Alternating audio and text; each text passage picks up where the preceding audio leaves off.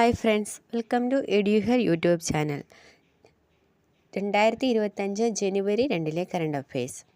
ഹരിവരാസനം പുരസ്കാരം 2025 ജേതാവ് കൈതപ്രം ദാമോദരൻ നമ്പൂതിരി.